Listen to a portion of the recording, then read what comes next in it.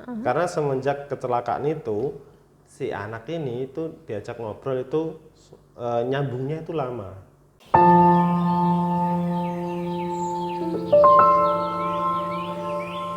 Assalamualaikum warahmatullahi wabarakatuh. Jumpa lagi dengan kami di segmen Ruang Spiritual Kang Nur. Iya. Nah, untuk kali ini Kang Nur kita akan menjawab pertanyaan dari subscriber yang ada di kolom komentar nih. Nah, pertanyaannya gini Kang. Bagaimana cara menyadarkannya setelah istriku sadar dirinya kena tipu? Jadi dia tidak mau bicara sama keluarganya. Gimana nih menurut Kang Nur? Istrinya sadar ya kalau dirinya kena tipu. Iya kayaknya gitu. Jadi mungkin iya, tapi kenapa dia nggak mau bicara sama keluarganya ya? Yang bertanya siapa? Suaminya? Suaminya kayaknya. Suaminya bertanya kalau istrinya kena tipu. Iya. Dan nggak mau ngomong, tapi istrinya sadar kalau dirinya kena tipu. Iya. Mungkin rasa bersalah kayak gimana gitu ya? Kalau rasa bersalah sih enggak, kalau menurut saya sih. Lebih ke ini ya, apa namanya, trauma. Seseorang kalau baru pertama kali mengalami musibah, biasanya dia akan selalu mengingat musibah itu. Apalagi itu baru terjadi. Iya. Selalu menjadi benak gitu. Kemarin juga ada klien, dia bukan orang tua, tapi dia masih anak muda. Dia mengalami kecelakaan. Ya, Iya. mengalami kecelakaan. Apa kecelakaannya parah? Dan dia nggak parah. Nggak parah. Dia nggak parah. Dia datang ke saya itu karena diajak orang tuanya. Karena semenjak kecelakaan itu, si anak ini itu diajak ngobrol itu nyambungnya itu lama. Jadi lebih pendiam gitu Jadi ya? lebih pendiam. Dan dia naik motor lagi pun itu nggak mau. Jadi lebih ke arah trauma. Nah, si orang tua itu indikasinya adalah anak saya ini ketempelan. Gitu. Oh gitu. Indikasinya ke situ, anak saya ini ketempelan kok jadi pendiam. Tapi sebenarnya itu adalah trauma.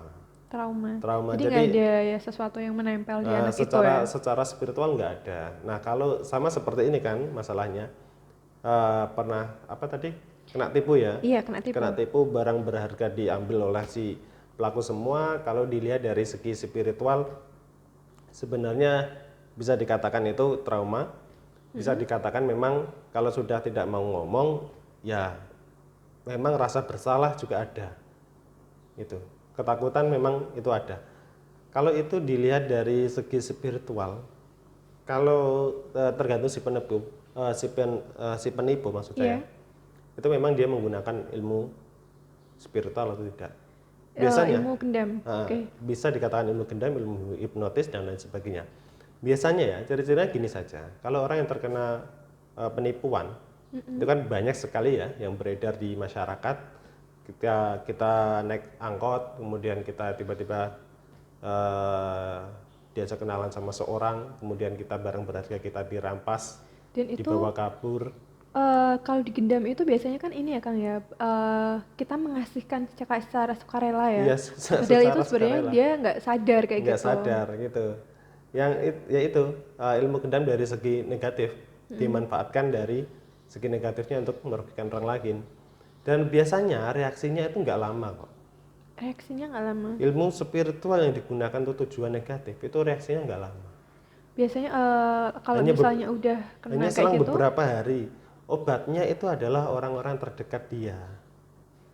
Gitu. Oh, berarti Apalagi berarti keluarga ya, kayak suami, keluarga, orang suami, tua, anak itu obat paling ampuh. Obat paling ampuh itu.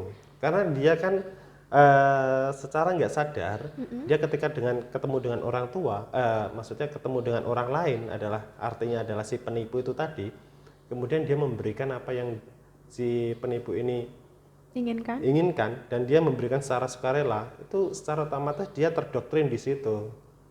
Dan itu memang kejadiannya cepat. Nah, obat paling ampuh itu adalah orang-orang terdekat. Gitu. Karena orang-orang terdekat itu biasa memiliki ikatan batin yang kuat. Apalagi suami, anak, orang tua. Gitu. Kalau dia istilahnya pendiam, ya wajar. Kalau pendiam itu saya rasa wajar, nanti secara perlahan pasti ada efek baiknya. Bisa membuka diri lagi bisa ya membuka nanti. diri lagi. Yang penting jangan segan untuk ngajak ngobrol terus. Berarti harus ngasih support ya. Ngasih support, kemudian diajak ngobrol. Selalu ada untuk orangnya. Betul, selalu ada untuk orang. yang penting jangan dijauhi. Kemudian sebisa mungkin kita jangan menaruh prasangka negatif sama orang. Nah kan Gitu. kadang biasanya kayak gini Kang, aduh kena tipu kayak gitu, udah kayak itu kayak mungkin keluarga juga merasa dirugikan ya gitu Kang.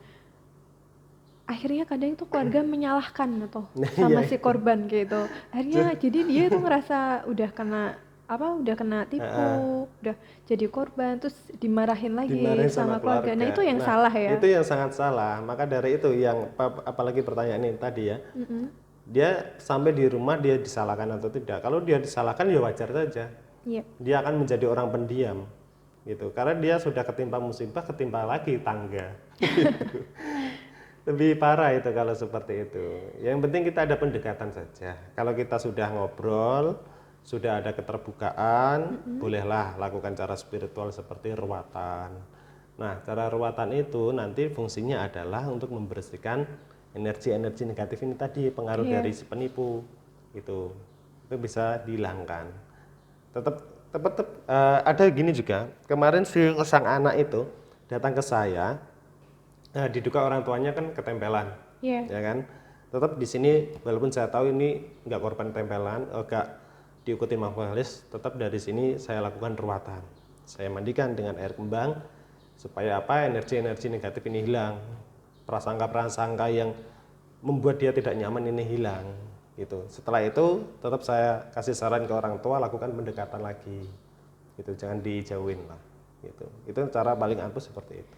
Ya, oke. Nah, semoga ini penjelasan dari Kang Nur ini bisa menjawab dari subscriber Wahyu Biawan. Gitu. Ya, jadi untuk Mas Wahyu Biawan ini mungkin harus selalu ada untuk soal istrinya ya.